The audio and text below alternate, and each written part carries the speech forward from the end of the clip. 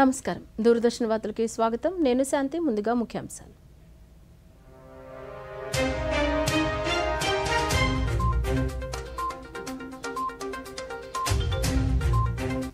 పద్మ పురస్కారాలను ప్రదానం చేసిన రాష్ట్రపతి ద్రౌపది ముర్ము పద్మభూషణ్ అందుకున్న నటుడు నందమూరి బాలకృష్ణ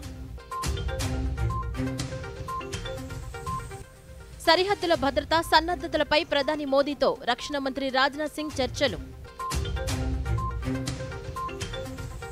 త్వరలో అమరావతిలో రతన్ టాటా ఇన్నోవేషన్ హబ్ ఏర్పాటు చేస్తామన్న ముఖ్యమంత్రి చంద్రబాబు నాయుడు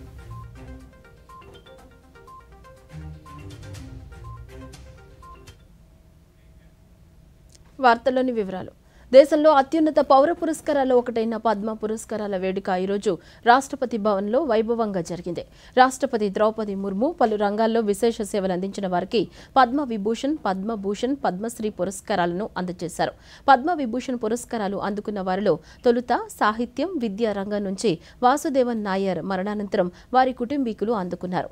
అనంతరం వైద్య సేవల విభాగం నుంచి డాక్టర్ నాగేశ్వరరెడ్డి, కళారంగం నుంచి డాక్టర్ లక్ష్మీనారాయణ సుబ్రహ్మణ్యన్లు ఉన్నారు. పద్మభూషణ్ పురస్కారం అందుకున్న వారిలో కళారంగం నుంచి నటుడు Nandamuri Balakrishna, science and engineering నుంచి వినోద్ కుమార్ దామ్ తదితరులు ఉన్నారు. పురస్కారాల ప్రధాన కార్యక్రమంలో ఉపరాష్ట్రపతి జగదీప్ ధన్కర్, ప్రధానమంత్రి నరేంద్ర మోదీ, కేంద్ర హోంమంత్రి శాఖ మంత్రి అమిత్ షాలతో సహా పలువురు కేంద్ర మంత్రులు పాల్గొన్నారు.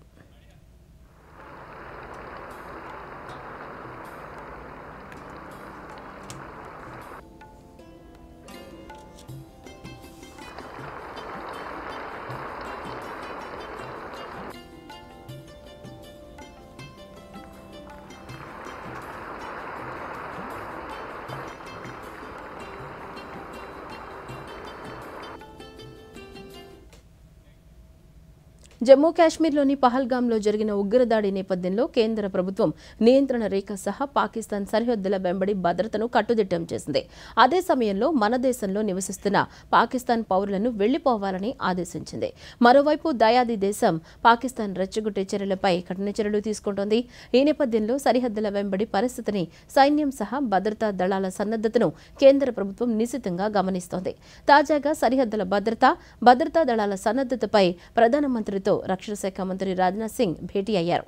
ఆయా పరిస్థితులను, జరుగుతున్న పరిణామాలను, భవిష్యత్తులో అనుసరించాల్సిన వ్యూహాలపై చర్చించారు.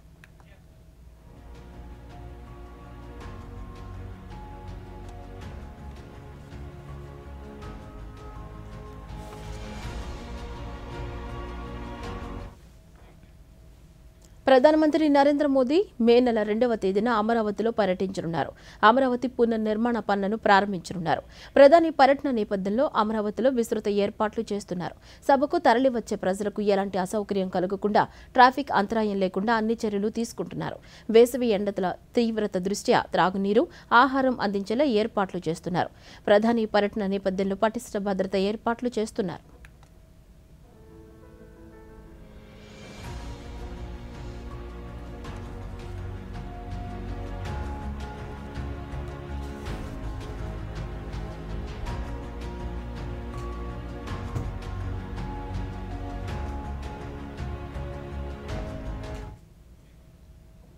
అమరావతి పనుల పునఃప్రారంభ కార్యక్రమానికి రైతులు హాజరు కావాలని ముఖ్యమంత్రి నారా చంద్రబాబు నాయుడు రాజధాని రైతులను ఆహ్వానించారు. ఈరోజు ముఖ్యమంత్రి ఉండవల్లిలోని తన నివాసంలో రైతులతో మాట్లాడారు. ఈ సందర్భంగా మే 2వ తేదీన రాష్ట్రానికి ప్రధాని నరేంద్ర మోదీ రానున్న నేపథ్యంలో రాజధాని రైతులు ఈ కార్యక్రమంలో పాల్గొనాలన్నారు. రాజధాని పునర్నిర్మాణం రాష్ట్ర చరిత్రలో కీలక మలుపు కాబోతుందని వారితో చెప్పారు. రైతుల త్యాగం కారణంగానే నేడు ప్రపంచ స్థాయి రాజధాని నిర్మాణం చేసుకుంటున్నామని, ఎప్పటికీ రైతులు మంచి మనసును రాష్ట్ర ప్రజలు గుర్తుంచుకుంటారని రైతులతో అన్నారు. రాజధానిలో జరిగే ప్రతి కార్యక్రమం, పనుల్లో రైతులు భాగస్వామ్యం కావాలని సూచించారు.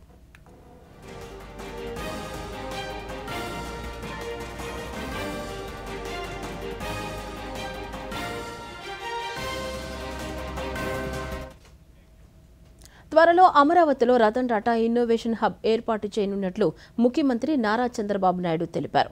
అమరావతిలోని విట్ వర్సిటీలో స్టార్టప్ కంపెనీల కోసం వి లాంచ్ పాడ్ 2025ను ముఖ్యమంత్రి ఆవిష్కరించి అభివృద్ధి పనులను ప్రారంభించారు. ఈ సందర్భంగా ఆయన మాట్లాడుతూ వాట్సాప్ సేవ ద్వారా ప్రజలకు పరిపాలన, ప్రభుత్వ సర్వీసులు దగ్గర చేశామన్నారు.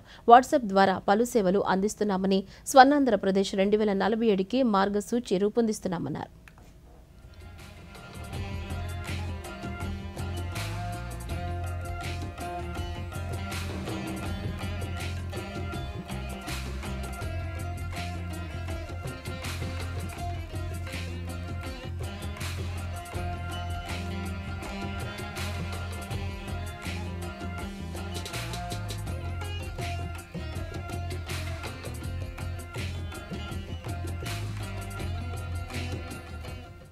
రేపు 2వ తారీఖున ప్రధానమంత్రి గారు అమరావతి పునఃప్రారంభం.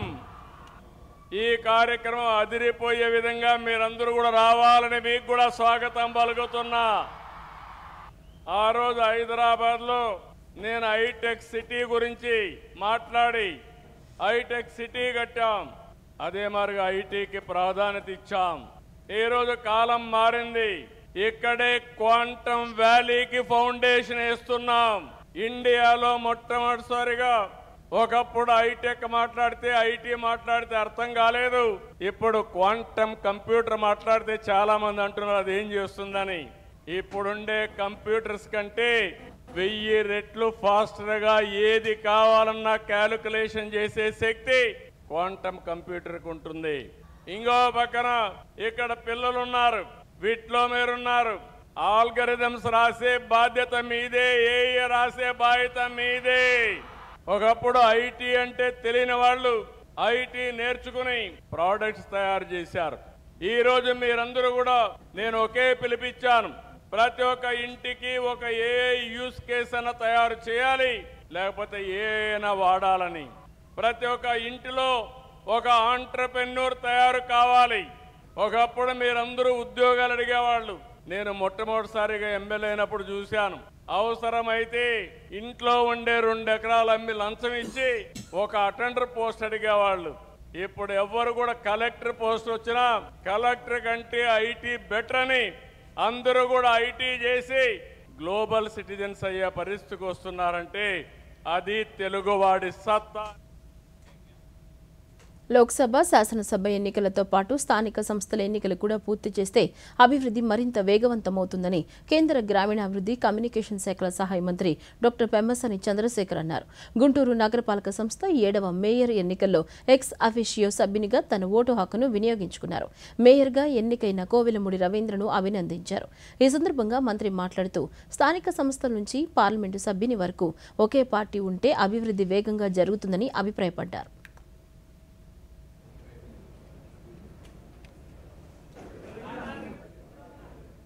గత 20 సంవత్సరాలుగా నాని గారు తెలుగుదేశం పార్టీ కోసం అంకిత భావంతో ప్రతిసారి తన సీటుని త్యాగం చేస్తూ వెళ్లారు. వైఎస్ఆర్ కాంగ్రెస్ పార్టీకి కూడా దాదాపుగా 25 మందో ఎన్నో కార్పొరేటర్లు ఇంకా ఉన్నారు.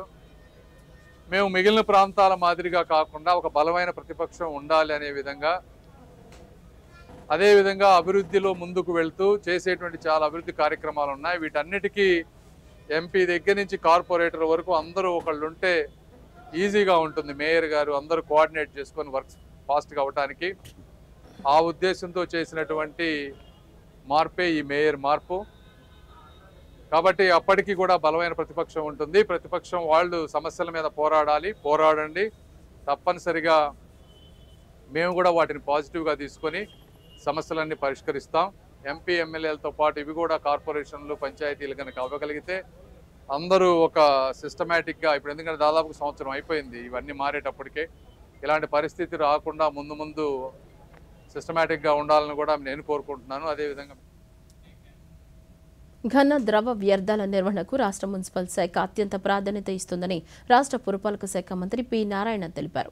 విజయవాడలో ఈరోజు స్వచ్ఛంద్ర కార్పొరేషన్ ఆధ్వర్యంలో నిర్వహించిన కెపాసిటీ బిల్డింగ్, బిహేవియరల్ చేంజ్ పై ఒకరోజు వర్క్షాపులో మంత్రి మాట్లాడుతూ మున్సిపాలిటీలో ప్రతిదినం ఉత్పత్తి అవుతున్న 6,000 టన్నుల ఘన వ్యర్థాల సక్రమ నిర్వహణకు చర్యలు తీసుకుంటున్నామన్నారు.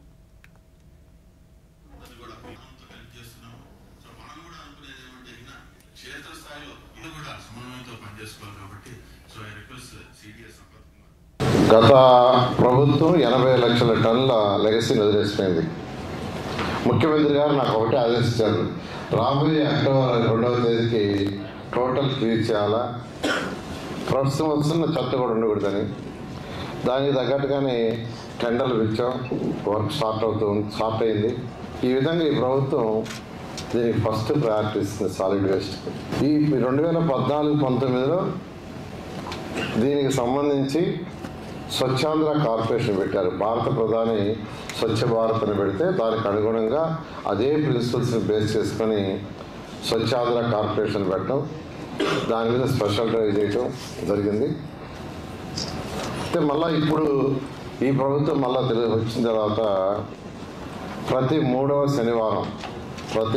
శనివారం ఈ స్వచ్ఛాంధ్ర కార్యక్రమాన్ని ప్రత్యేకంగా ముఖ్యమంత్రి గారే ఈ రాష్ట్రంలో ఉన్న ఏదో ఒక కాన్స్టిట్యూన్సీని సెలెక్ట్ చేసుకోవడం, వారే ప్రత్యేకంగా అక్కడికి పోవటం, అక్కడ దీని మీద అవేర్నెస్, అంటే వారే స్వయంగా ఎందుకు వస్తున్నారంటే ప్రజలకు అవేర్నెస్ కలిగించడానికి.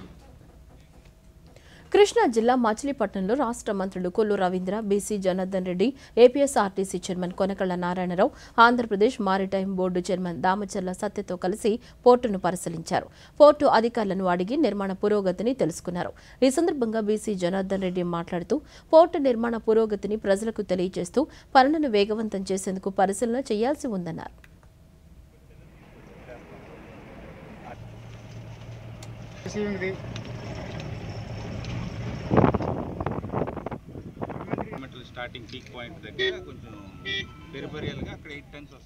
ఈ యొక్క అభివృద్ధి కార్యక్రమం మీద గౌరవ ముఖ్యమంత్రి గారి సూచన మేరకు ఈరోజు ఐఎన్ఏ తరఫు నుంచి మేము రావడం జరిగింది.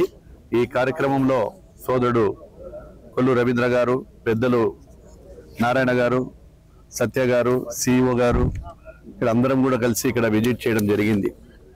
ఏదైతే ప్రతిష్టాత్మకంగా కూటమి ప్రభుత్వం వచ్చిన తర్వాత అప్పుడు జరుగుతున్నటువంటి పనులు చాలా నిదానంగా జరుగుతున్నాయి. అనుకున్న టయానికి ఈ యొక్క పోర్టును, మచిలీపట్నం పోర్టును, ఈ మచిలీపట్నం చుట్టుపక్కల ఉన్న ప్రాంతాల చిరకాల కాంక్ష అయినటువంటి ఈ యొక్క పోర్టును త్వరలో కంప్లీట్ చేసి వారికి అంకితం చేయాలనే ఉద్దేశంతో గౌరవ ముఖ్యమంత్రి గారు పంపించడం జరిగింది. ఇది ల్యాండ్ లార్డ్ మోడల్ కింద దాదాపుగా 5,155 కోట్ల రూపాయలతో మొదలు పెట్టడం జరిగింది. అదేవిధంగా మచిలీపట్నం యొక్క పోర్టును 3,000 ఇప్పుడు మెగా ఇంజనీరింగ్ కన్స్ట్రక్షన్ వారు 3,668 కోట్ల రూపాయలతో మొదలు పెట్టడం జరిగింది. ఇప్పటికే పర్యావరణం సంబంధించేవి కానీ వాతావరణం మొత్తం కూడా అనుమతులన్నీ కూడా వచ్చాయి. అంటే భవిష్యత్తులో ఈ పోర్టుకు ఉండేటువంటి అవకాశాలు, మంచి అవకాశాలు ఎక్కడ కూడా లేవు. దీన్ని త్వరలోనే చేసి కంప్లీట్ చేస్తామని చెప్పి తెలియజేస్తా ఉన్నాము. పాలకొండ నగర పంచాయతీ చైర్మన్ పీఠం కూటమి వశమైంది. ఆకుల మల్లీశ్వరి పాలకొండ నగర పంచాయతీ నూతన చైర్మన్గా ఎన్నికయ్యారు. చైర్మన్గా ఎన్నికైన ఆకుల మల్లీశ్వరిని మంత్రి గుమ్మడి సంధ్యారాణి, శాసనసభ్యుడు జయకృష్ణ అభినందించారు.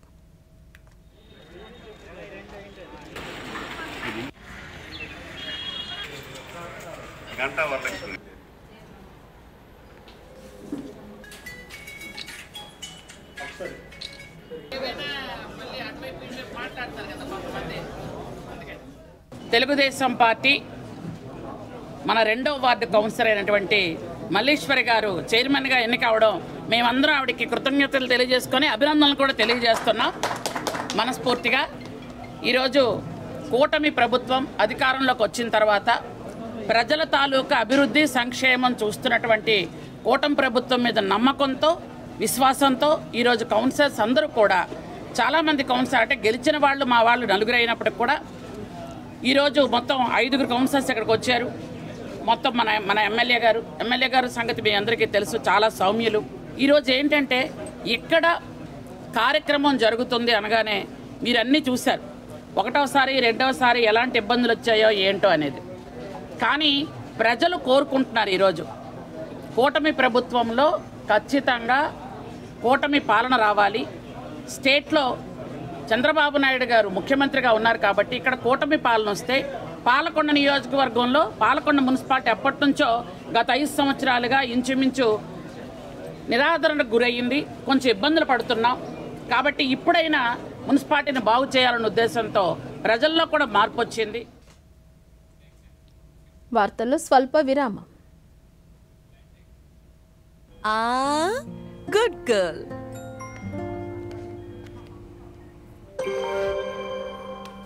సాలరీ పడిందా? మరిప్పుడు కొత్త కమ్మలా? కాదు, ముందుగా పొదుపు, ముందుగా కమ్మలు. ఇదిగోండి, ప్రతి నెలా కొంత పొదుపు చేయండి, కొంత పెట్టుబడి పెట్టండి, ఇంకొంత ఎమర్జెన్సీ కోసం దాచుకోండి. దీనివల్ల టెన్షన్ ఫ్రీగా ఉంటారు. మరి ఆ కమ్మలు వెళ్తావా లేదా? ఇంజెక్షన్ ఇవ్వనా? ఆర్బీఐ అంటోంది, పొదుపు చేసే వనిత సాధిస్తుంది ఘనత. తిరిగి వార్తలకి స్వాగతం. దేశంలోని అత్యుత్తమ పాలసీగా డిఫెన్స్ అండ్ ఏరోస్పేస్ పాలసీని రాష్ట్రంలో తయారు చేస్తామని విజయవాడ పార్లమెంట్ సభ్యులు కేశినేని శివనాథ్ తెలిపారు. విజయవాడలో మీట్ విత్ స్టేక్ హోల్డర్స్ సదస్సులో ఆయన ముఖ్య అతిథిగా పాల్గొన్నారు. ఈ సందర్భంగా ఆయన మాట్లాడుతూ ముఖ్యమంత్రి నారా చంద్రబాబు నాయకత్వంలో రాష్ట్రాన్ని పారిశ్రామిక రంగంలో అగ్రగామిగా నిలపాలనే లక్ష్యంగా పెట్టుకున్నట్లు తెలిపారు. ఈ మేరకు డిఫెన్స్ అండ్ ఏరోస్పేస్ పరిశ్రమలు రాష్ట్రానికి తీసుకురావడానికే కృషి చేస్తామన్నారు. పారిశ్రామిక అభివృద్ధి, ఉద్యోగ కల్పనే లక్ష్యంగా ప్రభుత్వం పనిచేస్తుందన్నారు. ఈ సదస్సులో పాల్గొన్న డిఫెన్స్ పిఎస్యు అధికారులు పాలసీ రూపకల్పన కోసం అధ్యయనంతో పాటు సలహాలు, సూచనలు అందించారు. ఇస్రో మాజీ chairman doctor yes Somnath, aerospace and defence manufacturing hub గౌరవ సలహాదారు డాక్టర్ జి సతీష్ రెడ్డిలు ప్రభుత్వానికి పలు సలహాలు, సూచనలు అందజేశారు. And we want to take suggestions from each and every industry people, and we have organized a meet over here, and we are discussing with the eminent industry people from defense. Most of the defense PSUs have attended this meeting. A policy which is the best in India. Our Honorable CM Garu want to make a, Chandrababu Naidu Garu want a best industrial aerospace policy which will be the best in India, and we are very thankful for the very short notice announcement. So I'm very happy to participate along with Dr. Satish Reddy as advisors to Honorable Chief Minister Chandrababu Naidu Garu to help the state to upscale the domain of work in the aerospace and defense so that more industries can come here because the state has the right potential in many areas as has already been detailed and presented in the policy. A lot of inputs have come from all the stakeholders, especially the public sector undertakings, the industries that have already been created in and around the erstwhile Andhra Pradesh, and also adjoining states, and how the geographic location of Andhra Pradesh as well as the corridors that are being defined will be able to help to create that type of industrial ecosystem here. Large number of industries, lot of enthusiasm. It's an overwhelming response. More than about 130 people have participated. Everybody had a lot of important points. All the points have been noted down, what have been given to them by them, and also asked the people to send by mails. And this will be consolidated, discussed, and all the relevant points will be incorporated in the aerospace and defense policy. We actually wanted to know the mind of the industry, the issues faced by the industry, what actually makes them to come to the state of Andhra Pradesh to establish industries. Kuppam మున్సిపాలిటీని ఆధునీకరించేందుకు రాష్ట్ర ప్రభుత్వం చర్యలు తీసుకుంటోందని శాసన మండలి సభ్యుడు కంచెల శ్రీకాంత్ తెలిపారు. Kuppam municipal చైర్మన్గా ఎన్నికైన సెల్వరాజును అభినందించారు. అనంతరం కంచెల శ్రీకాంత్ మీడియాతో మాట్లాడుతూ కుప్పంను మరింత అభివృద్ధి చేసేందుకు కృషి చేయాలని సూచించారు.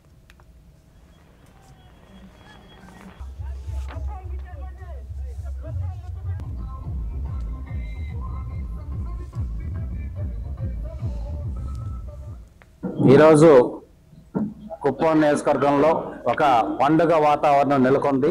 తెలుగుదేశం పార్టీ తరఫున మున్సిపల్ చైర్మన్గా సెల్వరాజు గారు ఎంపిక కావడం జరిగింది.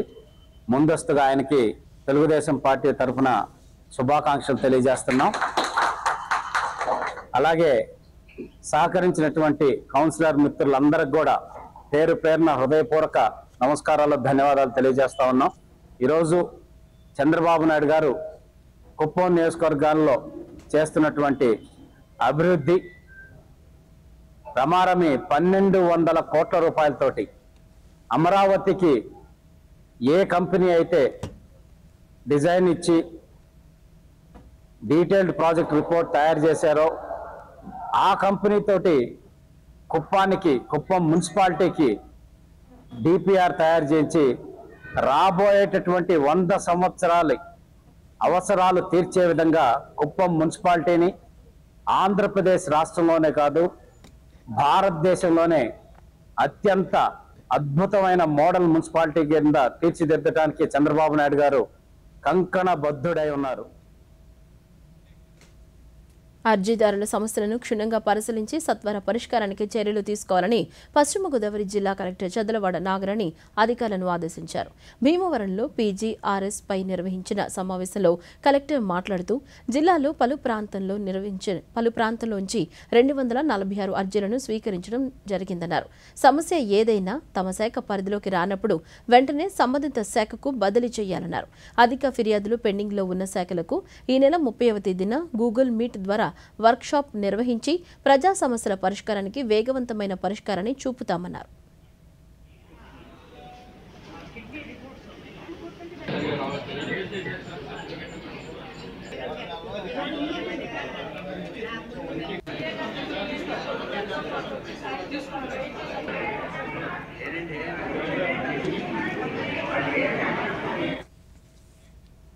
భారత్ ఫ్రాన్స్ మధ్య భారీ రక్షణ ఒప్పందం జరిగింది. ఈ రోజు భారత నావికాదళం 26 రాఫెల్ మెరైన్ విమానాలను కొనుగోలు చేయడానికి ఫ్రాన్స్తో 63,000 కోట్ల మెగా ఒప్పందంపై సంతకాలు జరిగాయి. రక్షణ శాఖ కార్యదర్శి Rajesh Kumar Singh, navy vice chief vice admiral K Swaminathan సమక్షంలో ఇరు దేశాల మధ్య అంతర్ ప్రభుత్వ ఒప్పందం మార్పిడి జరిగింది. 26 రాఫెల్ మెరైన్ విమానాల్లో 22 సింగిల్ సీటర్, 4 డబుల్ సీటర్గా ఉంటాయి. భారత నావికాదళం అవసరాలకు అనుగుణంగా వీటిని రూపొందించి తయారు చేస్తారు. ఈ యుద్ధ విమానాలను ఐఎన్ఎస్ విక్రమాదిత్య, విక్రాంత్ వంటి విమాన వాహన నౌకల్లో మోహరిస్తారు.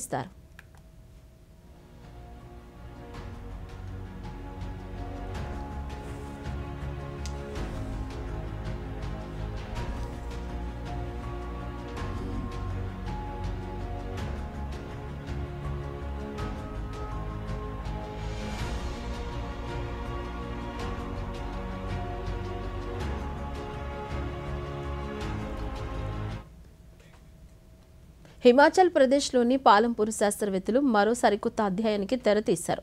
అత్యంత విలువైన పువ్వుగా పేరుగాంచిన పియోనీ పువ్వులపై దేశంలోనే తొలిసారి పరిశోధనలు ప్రారంభమయ్యాయి. పాలంపూర్లో ఉన్న సిఎస్ఐఆర్ హిమాలయ జీవ వనరుల సాంకేతిక సంస్థ శాస్త్రవేత్తలు పియోనీ పువ్వుల పెంపకానికి శ్రీకారం చుట్టారు. ఆ విశేషాలను ఇప్పుడు చూద్దాం. పియోనీ పువ్వు అత్యంత ప్రాచుర్యం పొందిన మార్కెట్లో ఎక్కువ ధర పలికే పువ్వుల్లో ఇది ఒకటి. ఈ పువ్వును ప్రధానంగా అలంకరణ, విలాసవంతమైన కార్యక్రమాల్లో ఉపయోగిస్తారు. పియోనీ పువ్వు ప్రపంచవ్యాప్తంగా విస్తృతమైన డిమాండ్ ఉన్న పుష్పం. ఇప్పటి వరకు మన దేశానికి పియోనీ పువ్వు నెదర్లాండ్ వంటి దేశాల నుంచి దిగుమతయ్యేది. కానీ ఇప్పుడు భారతదేశంలోనే దీని సాగు సాధ్యమయ్యే దిశగా ప్రయోగాలు జరుగుతున్నాయి. ఈ ప్రయోగాలతో ఆశాజనక ఫలితాలు లభిస్తున్నాయి. పియోనీ పువ్వుకు మార్కెట్లో అధిక డిమాండ్ ఉంది.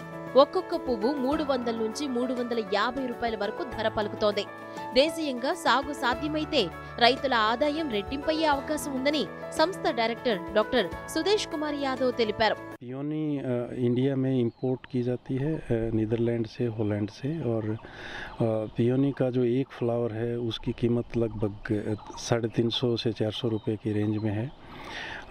कोई भी फार्मर फील्ड पे या कोई ऐसी प्रैक्टिस आज तक पियोनी के क्षेत्र में नहीं की गई है. इस संस्थान ने पहल की और उसमें हम लोग की जो ट्रायल हमारे कैंपस में फील्ड में लगाया गया ये, और फ्लावर को अगर देखें तो यहाँ पे हमें सक्सेस नज़र आ रही है. और आने वाले 1 से 2 साल में मुझे लगता है कि ये फ्लावर की टेक्नोलॉजी भी हम लोग एस्टेब्लिश कर पाएंगे. పియోనీ పువ్వు శీతల వాతావరణంలో పెరిగేందుకు అనుకూలంగా ఉంటుంది. పాలంపూర్ పరిసర ప్రాంతాల వాతావరణ పరిస్థితి ఈ పువ్వుల పెంపకానికి సరిపోవడంతో వీటిపై పరిశోధన చేయడానికి శాస్త్రవేత్తలకు నూతన ప్రేరణను ఇచ్చింది. మొక్కలు నాటిన 4వ సంవత్సరం నుంచి పియోనీ పువ్వు పుష్పించడం ప్రారంభమవుతుంది. ఆ తరువాత 20 సంవత్సరాల పాటు ఈ పుష్పాలను మొక్క నుంచి పొందగలమని శాస్త్రవేత్తలు వివరించారు. పాలంపూర్లో ఇప్పటికే రాష్ట్ర తొలి తులిప్ గార్డెన్ ఏర్పాటు చేసిన ఈ సంస్థ ఇప్పుడు దేశంలోనే మొట్టమొదటి పియోనీ గార్డెన్ ఏర్పాటు చేసేందుకు రంగం సిద్ధం చేస్తోంది. ఇది పర్యాటకానికి కూడా బలమైన ఆర్థిక ప్రోత్సాహాన్ని అందించనుంది. పూల సాగుతో పాటు పర్యాటక అభివృద్ధి కూడా లక్ష్యంగా పెట్టుకున్న శాస్త్రవేత్తలు రైతుల జీవన ప్రమాణాలను మెరుగుపరచడంలో ఇదొక మైలురాయిగా నిలవనుందని పేర్కొంటున్నారు. ఉగ్రదాడి పట్ల దేశ ప్రజలకు కోపం, బాధ ఉన్నాయని, ఈ నేపథ్యంలో ప్రపంచం భారత్కు అండగా నిలుస్తోందని భారతీయ జనతా పార్టీ నాయకులు రవిశంకర్ ప్రసాద్ అన్నారు. ఈరోజు ఢిల్లీలోని బీజేపీ పార్టీ ప్రధాన కార్యాలయంలో ఆయన మీడియాతో మాట్లాడుతూ పహల్గామ్ ఉగ్రదాడి దురదృష్టకరమన్నారు. ఈ దాడిలో మతం గురించి అడిగి మరీ దాడి చేసినట్లు తెలిపారు. ఈ సందర్భంగా పలువురు కాంగ్రెస్ పార్టీ నేతలపై ఆయన మండిపడ్డారు. అఖిలపక్ష సమావేశంలో కేంద్ర ప్రభుత్వానికి కాంగ్రెస్ మద్దతు తెలిపినప్పటికీ కొందరు సీనియర్ నేతలు పహల్గామ్ విషయంలో వివాదాస్పద వ్యాఖ్యలు చేస్తున్నట్లు చెప్పారు. कांग्रेस के कुछ बड़े बड़े नेता रोज क्या क्या बोल रहे हैं, क्यों बोल रहे हैं, और ये इसका पर्पस क्या है? हमें इन टिप्पणियों से बहुत ठेस लगी है. कर्नाटक के मुख्यमंत्री कांग्रेस नेता सिद्धरामैया ने कहा है जंग जरूरी नहीं है. 26 अप्रैल को भारत के खिलाफ उन्होंने कहा कोई जंग की जरूरत नहीं है, हम इस जंग के हक में नहीं है, हमें सख्त कदम उठाने चाहिए. चीफ मिनिस्टर है ना, और पाकिस्तान इसको पूरा प्ले कर रहा है. जो कांग्रेस के नेतागण यहां बोलते हैं, कांग्रेस सरहद के पार पाकिस्तानी टेलीविजन चैनल और उनके जर्नल्स इसका उपयोग करते हैं. వేసవి కాలంలో దేశమంతా ఎండ తీవ్రతతో ఇబ్బందులు పడుతున్నప్పటికీ పశ్చిమ బెంగాల్ డార్జిలింగ్లోని అత్యంత ఎత్తైన సందక్ఫూ మంచు శిఖరం పర్యాటకులను కనువిందు చేస్తుంది. గత రాత్రి నుంచి అక్కడ భారీ మంచు పడ్డంతో సందక్ఫూ ప్రాంతం ఇప్పుడు మంచుతో తెల్లగా మారింది. ఈ అద్భుత దృశ్యాన్ని చూసి పర్యాటకులు చాలా ఆనందిస్తున్నారు. అయితే సిక్కిం రాష్ట్రంలో పర్యాటక ప్రాంతమైన చంగు సరస్సు మంచుతో కప్పబడి వాహనాల రాకపోకలకు అడ్డంకులు ఏర్పడుతున్నాయి. పర్యాటకుల భద్రత కోసం రహదారులను ఎప్పటికప్పుడు మంచును తొలగిస్తూ ప్రభుత్వం ప్రత్యేక చర్యలు తీసుకుంటోంది.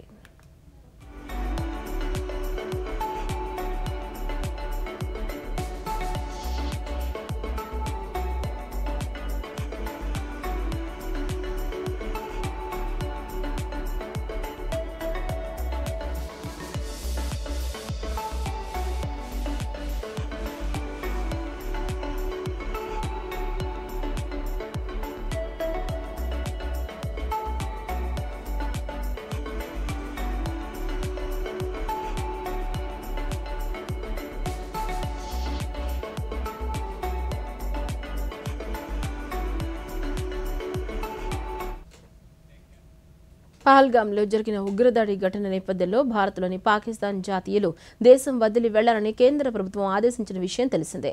ఈ నేపథ్యంలో ఆదివారం నాటికి 537 మంది పాకిస్తాన్ పౌరులు దేశం విడిచి వెళ్లారని సరిహద్దు భద్రతా దళ అధికారులు తెలిపారు. వీరంతా అట్టారీ వాఘా సరిహద్దు గుండా పాకిస్తాన్కు వెళ్లినట్లు వివరించారు. కాగా సాధారణ వీసాపై వచ్చి మన దేశంలో ఉంటున్న పాకిస్తాన్ పౌరులు దేశం విడిచి వెళ్లేందుకు నిర్దేశించిన గడువు ఆదివారంతో ముగిసింది. అయితే వైద్యపరమైన అవసరాల కోసం మెడికల్ వీసాపై భారత్కు వచ్చిన వారికి మాత్రం మంగళవారం వరకు గడువు ఉంది. ఆలోగా వారు కూడా భారత్ను విడిచి వెళ్లారని కేంద్రం ఆదేశించింది.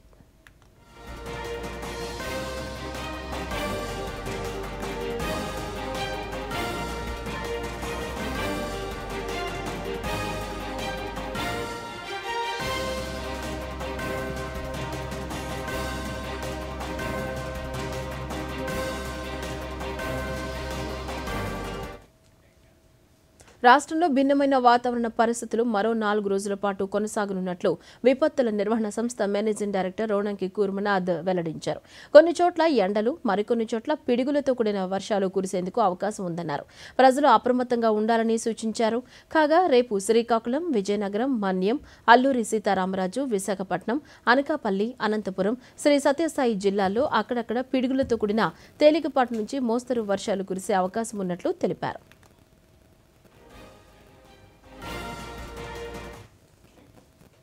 వార్తలు ముగించే ముందు హెడ్లైన్స్ మరోసారి.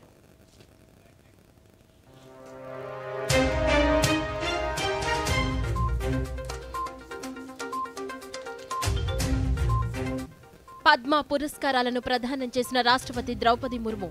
పద్మభూషణ్ అందుకున్న నటుడు నందమూరి బాలకృష్ణ. సరిహద్దుల భద్రతా సన్నద్ధతలపై ప్రధాని మోదీతో రక్షణ మంత్రి రాజ్నాథ్ సింగ్ చర్చలు. త్వరలో అమరావతిలో రతన్ టాటా ఇన్నోవేషన్ హబ్ ఏర్పాటు చేస్తామన్న ముఖ్యమంత్రి చంద్రబాబు నాయుడు.